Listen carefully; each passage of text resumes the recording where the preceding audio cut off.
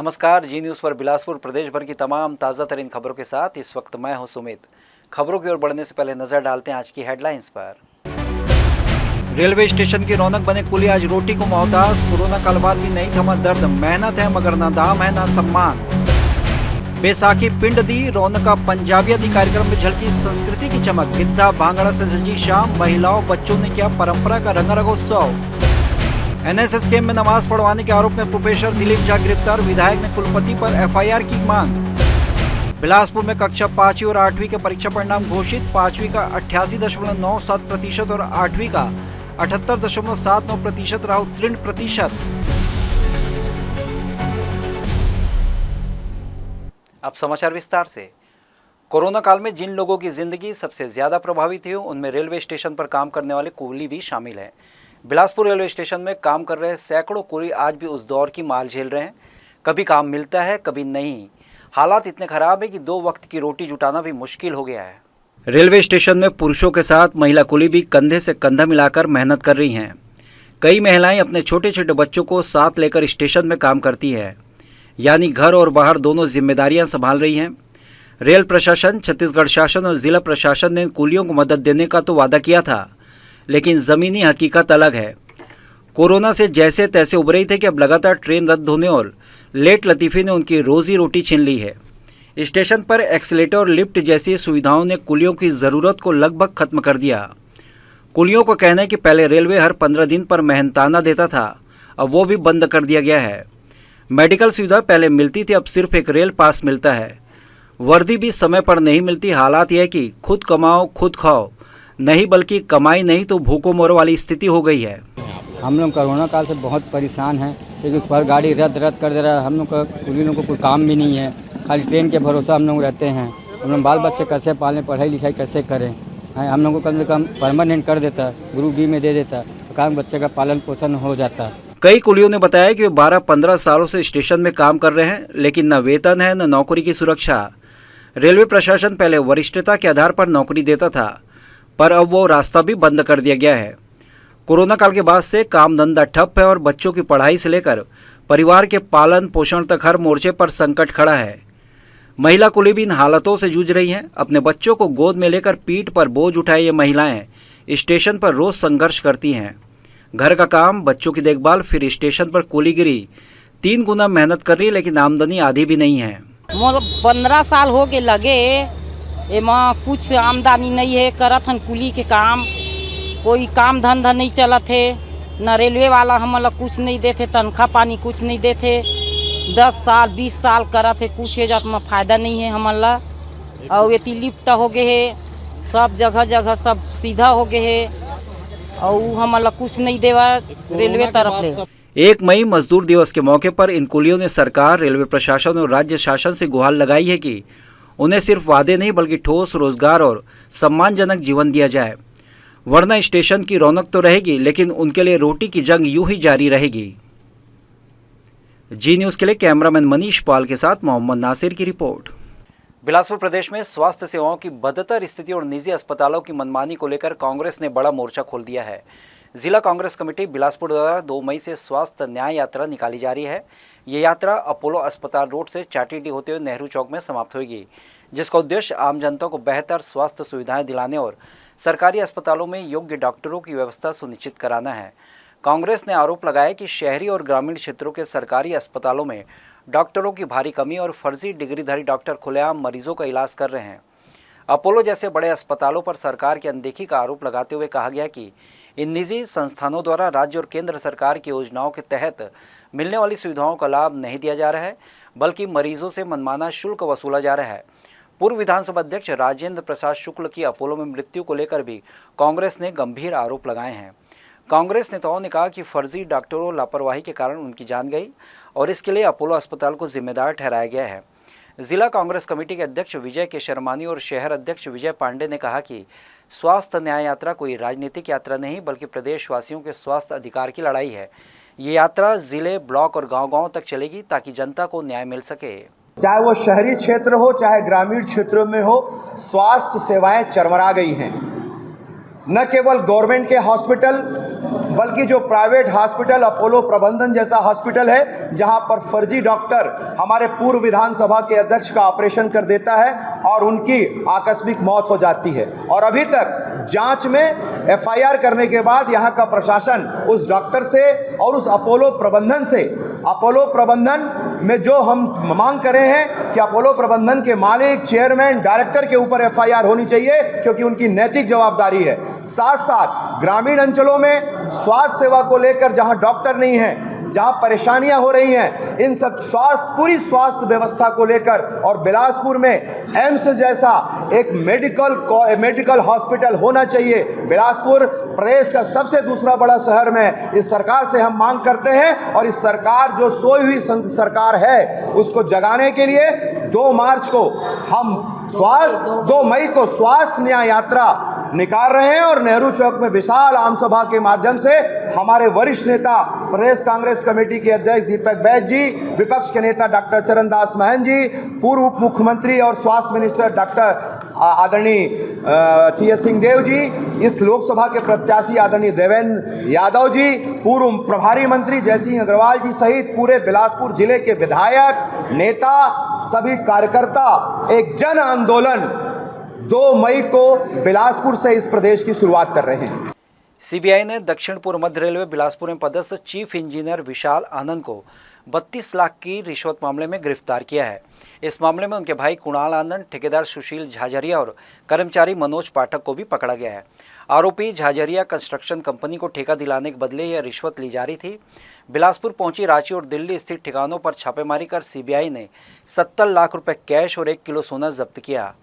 जांच में विशाल आनंद के नाम पर रांची में jewellery shop, diamond readymade showroom, flats, एक कॉम्प्लेक्स और बेगूसराय में फैक्ट्री की जानकारी भी सामने आई है। सीबीआई झाझरिया कंस्ट्रक्शन को मिले पुराने रेलवे प्रोजेक्ट्स की भी जांच कर रही है। सूत्रों के मुताबिक रिश्वत की डील पहले ही ट्रैक हो चुकी थी, जिसके बाद 25 अप्रैल को पैसे की डिलीवरी के समय सीबीआई ने आरोपियों को रंगे हाथों पकड़ा। पूछताछ में कई और खुलासे की संभावना है। छत्तीसगढ़ दिव्यांग सेवा संघ ने दिव्यांगजनों की नियुक्तियों एवं उनके अधिकारों को लेकर गंभीर मुद्दे उठाते हुए शासन को ज्ञापन सौंपा है। संघ की ओर से बताया गया कि विभिन्न विभागों में फर्जी दिव्यांग प्रमाण पत्र बनवाकर नियुक्तियां ली जा रही है, जिससे वास्तविक दिव्यांगजनों का हक मारा जा रहा है। ज्ञापन में मांग की गई कि सभी विभागों में चयनित अभ्यर्थियों की दिव्यांगता का परीक्षण राज्य चिकित्सा बोर्ड से कराकर फर्जी प्रमाण पत्रधारियों को तत्काल बर्खास्त किया जाए। कृषि, उद्यान, जल संसाधन, लोक निर्माण, शिक्षा, स्वास्थ्य समेत विभिन्न विभागों में फर्जीवाड़े के आरोप लगाए गए। संघ ने मांग करते हुए कहा कि सभी नियुक्तियों में दिव्यांगता प्रमाण पत्र का पुनः परीक्षण कराया जाए। दिव्यांगजनों के आरक्षित पदों को केवल सत्यापित दिव्यांगों को ही नियुक्त किया जाए। फर्जी प्रमाण पत्र बनवाने वाले डॉक्टरों पर कड़ी कार्रवाई की जाए। दिव्यांग युवतियों को मुख्यमंत्री कन्या विवाह योजना जैसी योजनाओं में प्राथमिकता मिले। दिव्यांगों को न्यूनतम 5,000 रुपये मासिक पेंशन दी जाए। सरकारी विभागों में रिक्त पदों पर विशेष भर्ती अभियान चलाकर दिव्यांगों को शामिल किया जाए।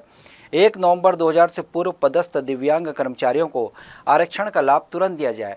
दिव्यांगजनों के लिए ऋणों की माफी की जाए, जिसकी राशि लगभग 10 करोड़ 15 लाख रुपए बताई गई है। छत्तीसगढ़ दिव्यांग सेवा संघ ने राज्य सरकार से मांग की है कि इन बिंदुओं पर तत्काल कार्रवाई हो, ताकि दिव्यांगजनों को उनका वाजिब अधिकार मिल सके।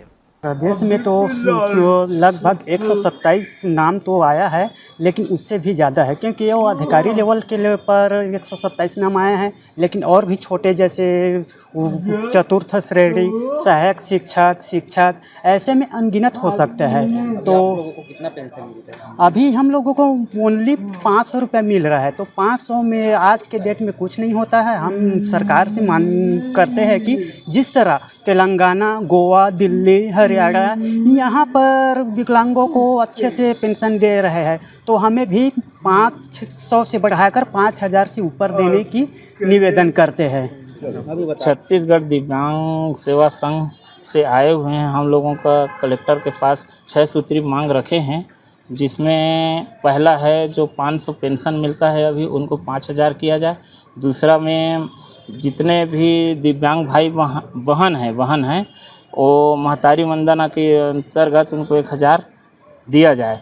और तीसरा मांग है जो फर्जी दिव्यांग कहा जाए नौकरी कर रहे हैं उनको जांच कर उनको बर्खास्त किया जाए। और तीसरा मांग है जो दिव्यांग भाई बहन लोग नौकरी कर रहे हैं उनको 4% आरक्षण दिया जाए, मतलब उनको पदोन्नति किया जाए। और पांचवा है, जैसे कोई कोरोना काल में दिव्यांग भाई बहन लोग लोन ले लिए हैं और जैसे सरकार कोरोना काल में सभी का माफ़ किए हैं किसान लोगों का, वैसे ही दिव्यांगजनों का भी जो लोन है उनको माफ़ किया जाए। बिलासपुर पंजाबी समाज के पावन पर्व बैसाखी के अवसर पर आदर्श पंजाबी महिला संस्था द्वारा एक भव्य सांस्कृतिक कार्यक्रम बैसाखी पिंड दी रौनका पंजाबिया दी का आयोजन किया गया। कार्यक्रम का उद्देश्य न केवल बैसाखी पर्व की खुशियों को साझा करना था, बल्कि पंजाबी संस्कृति की जीवंतता को भी प्रस्तुत करना था। कार्यक्रम में बड़ी संख्या में संस्था की सदस्य महिलाओं के साथ साथ पंजाबी समाज की अनेक महिलाएं और बच्चे शामिल हुए। इस कार्यक्रम में सामाजिक और सांस्कृतिक उत्सव के रूप में इस पर्व की शोभा बढ़ा दी। कार्यक्रम में महिलाओं और बच्चों द्वारा प्रस्तुत किए गए पारंपरिक पंजाबी भांगड़ और गिद्धा ने भी सभी का मन मोह लिया। कुल 5 ग्रुप ने रंगारंग प्रस्तुतियां दी, जिन्हें खूब सराहा गया। इन सभी ग्रुप्स को कार्यक्रम के अध्यक्ष पम्मी गुंबर और संस्थापिका शशि ओझा द्वारा पुरस्कार देकर सम्मानित किया गया। समयबद्धता के लिए 7 सदस्यों को पुरस्कृत किया गया। बिन्नी सलूजा ने बड़े रोचक ढंग से हौजी खिलाई। कार्यक्रम में विभिन्न प्रकार के गेम्स भी खिलाए गए। महिलाओं ने उत्साह के साथ भाग लिया और विजेता बने। सभी विजेताओं को पुरस्कार देकर सम्मानित किया गया। गिद्धा ग्रुप में सुनीता चावला, राशि सखूजा, नेहा छाबड़ा, रिम्मी छाबड़ा, तरनजीत सलूजा, अनुमेन भाटिया और रूपसी आजमानी ने उत्साहपूर्वक प्रस्तुति दी।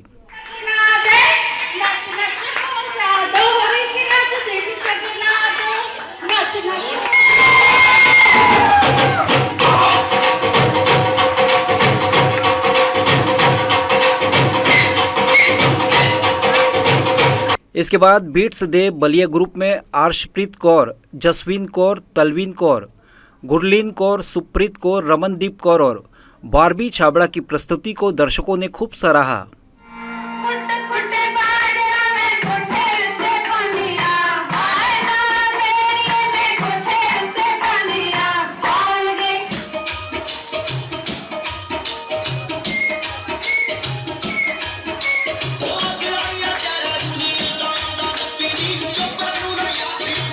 बच्चों के डांस ग्रुप को विभा उपवेजा ने तैयार करवाया।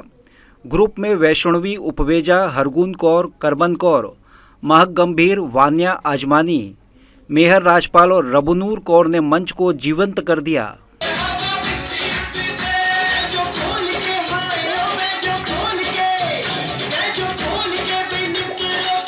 चौथे ग्रुप में तेजीत कौर गंभीर, दर्शन कौर दुआ, त्रिलोचन उपवेजा, दलजीत कौर मक्कड़, रणबीर कौर टुटेजा और बिन्नी सलूजा की प्रस्तुति ने समा बांध दिया।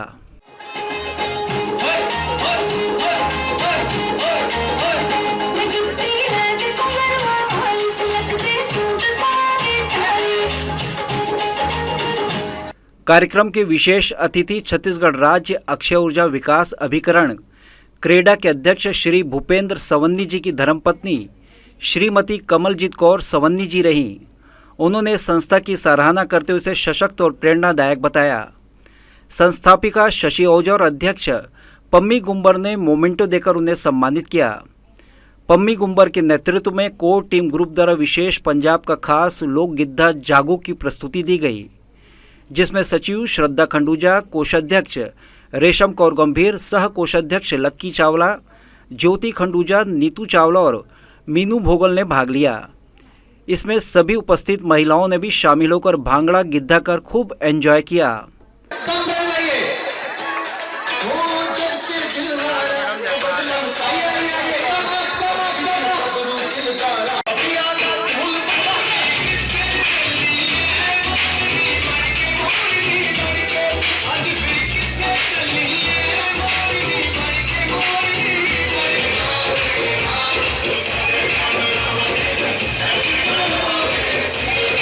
सभी प्रस्तुतियां तालियों की गड़गड़ाहट से भी संपन्न हुई। इस आयोजन में महिलाओं ने बढ़ चढ़कर हिस्सा लिया और पंजाबी संस्कृति की जीवंतता को पूरी ऊर्जा और उत्साह के साथ प्रस्तुत किया। जो महिलाएं कार्यक्रम देखने आई थी, कार्यक्रम की रौनक और सफलता से प्रभावित होकर आदर्श पंजाबी महिला संस्था की सदस्यता ग्रहण की। बैसाखी पिंड दी रौनका पंजाबियां दी कार्यक्रम एक बार फिर यह सिद्ध कर गया कि भारतीय पर्व केवल परंपरा नहीं, सामाजिक एकता और सांस्कृतिक गर्व का माध्यम भी हैं। ये कार्यक्रम महिलाओं के सशक्तिकरण, संस्कृति के संरक्षण और सामुदायिक जुड़ाव का आदर्श उदाहरण बना। अगला नंबर 73, पीछे शायद डांस वाले बच्चे हैं। बच्चे प्लीज अपनी जगह पे बैठ जाएं।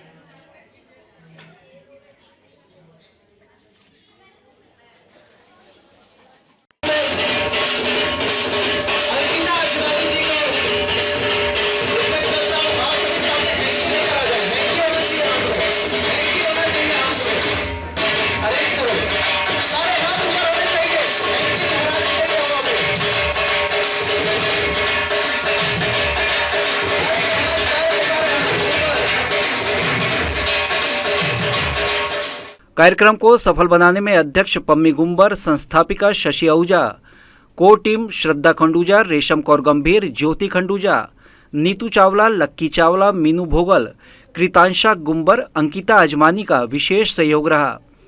रूबी वाधवा, मालती अरोरा, रूबी छाबड़ा, जगदीश सलूजा, रश्मि छाबड़ा, मीना गुंबर, छाया ठकराल, डेजी वालिया, प्रीति सलूजा, जीत उपवेजा, नीतू सलूजा, स्वीटी खनूजा, रोमी सलूजा, मीत कौर गंभीर, सुरजीत कौर सलूजा, हरजिंदर अजमानी, लक्ष्मी तुटेजा, निर्मलजीत छाबड़ा एवं अनेक महिलाओं का योगदान रहा।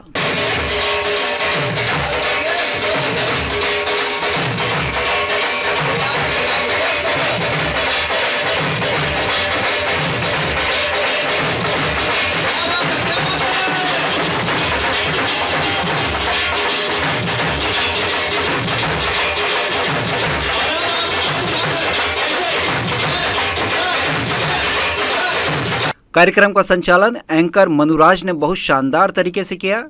कार्यक्रम के बाद स्वल्पाहार की व्यवस्था की गई, सभी ने उसका लुत्फ उठाया। कार्यक्रम के अंत में अध्यक्ष और सचिव ने सबका आभार व्यक्त किया। जी न्यूज़ के लिए कैमरामैन गोपाल मौर्य के साथ प्रियंका सिंह की रिपोर्ट। श्रीनगर के पहलगाम में हुए कायराना आतंकी हमले को लेकर पूरे देश में गुस्से का माहौल है। बिलासपुर में भी लोगों ने खुलकर विरोध दर्ज कराया। वार्ड क्रमांक 46 अन्नपूर्णा कॉलोनी में स्थानीय निवासियों ने कैंडल मार्च निकालते हुए शहीदों को श्रद्धांजलि दी और आतंकवाद के खिलाफ एकजुट होकर कड़ा संदेश दिया। श्रीनगर के पहलगाम में हुए आतंकी हमले में शहीद हुए जवानों को श्रद्धांजलि देने आतंकी ताकतों के खिलाफ आक्रोश जताने के लिए गणेश नगर अन्नपूर्णा कॉलोनी में कैंडल मार्च का आयोजन किया गया। वार्ड क्रमांक 46 में इस कार्यक्रम में स्थानीय नागरिकों के साथ साथ सामाजिक संगठनों और जनप्रतिनिधियों ने भी भागीदारी की।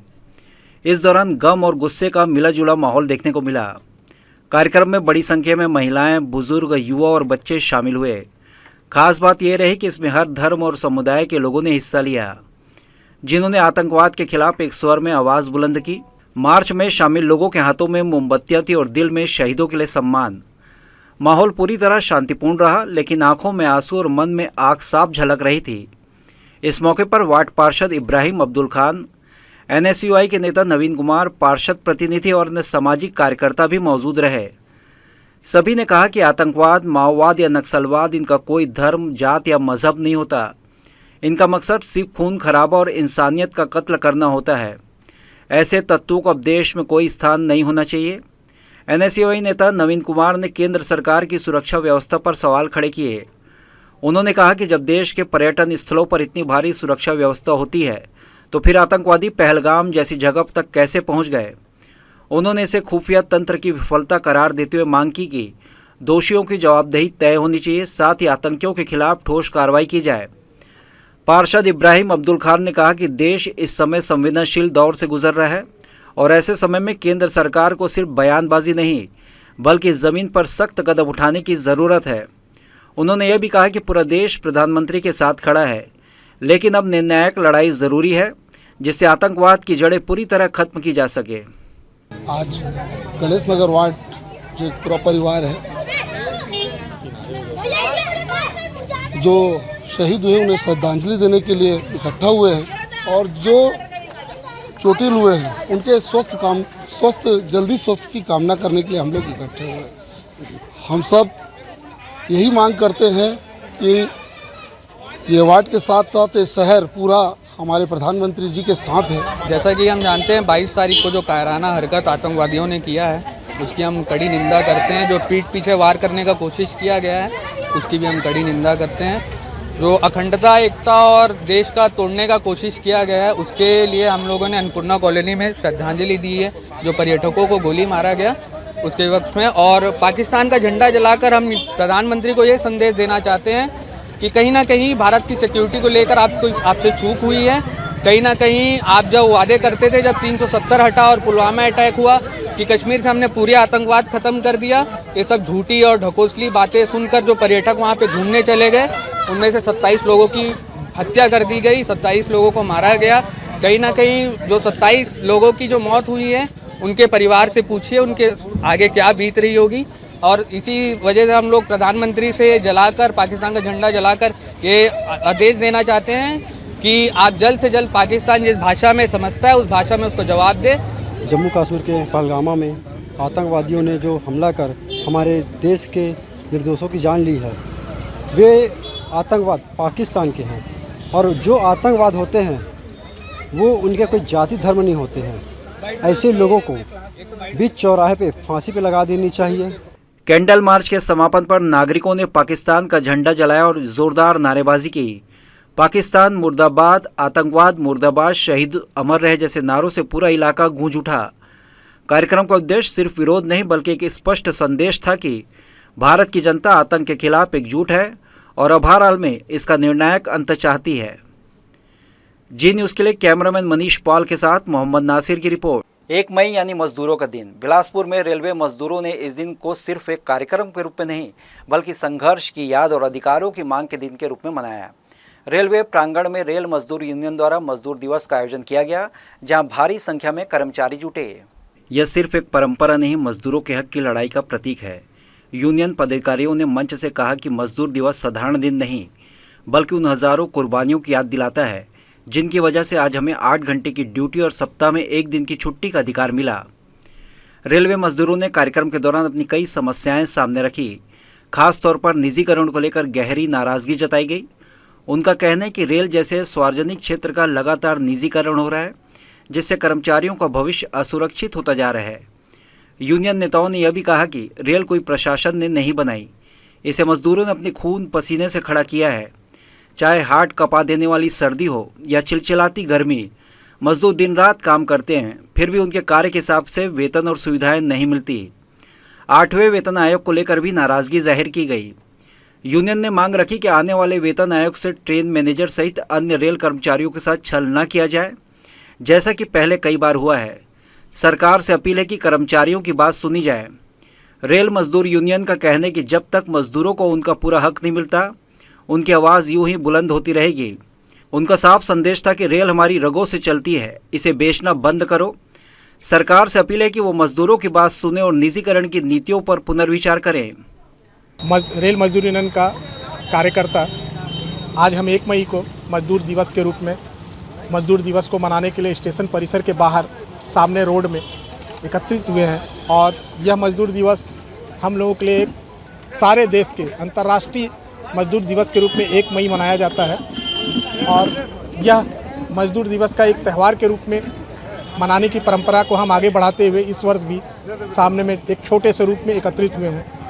इसमें हम लोगों ने परे से हटकर सिर्फ रेल का ही मजदूर नहीं, हमारे पुलिस साथियों, हमारे ऑटो वाले साथियों, आसपास में जितने भी हमारे नज़र पड़ते हैं, जहां तक का जो भी श्रमिक, हमने सबको आमंत्रित किया है। देखिए, मजदूर दो प्रकार के, कई प्रकार के मजदूर है, एक संगठित क्षेत्र में, एक असंगठित क्षेत्र में।